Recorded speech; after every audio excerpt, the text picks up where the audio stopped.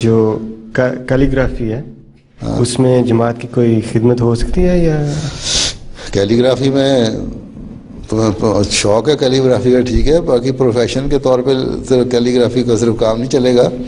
Calligraphy میں تم خدمت یہی ہے کہ مسجدوں میں دعائیں لکھی جاتی ہیں، آیات لکھی جاتی ہیں، یا بعض دعائیں لکھی جاتی ہیں، یا بعض اور اللہ تعالیٰ کی نام اسماء لکھے جاتے ہیں، وہ تم لوگ کیلیگرافی میں اچھی طرح خوبصورت لکھ سکتے ہو ہیں.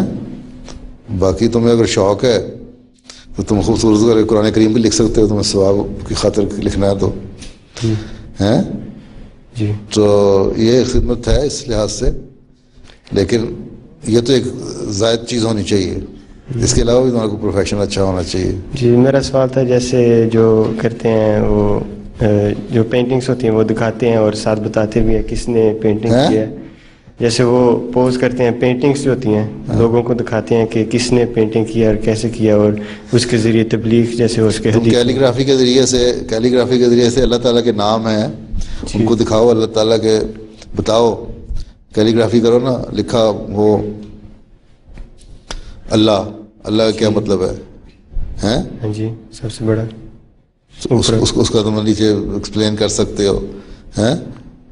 رب رحمان رحیم سارے نام جو ہیں اللہ تعالیٰ کے ہیں.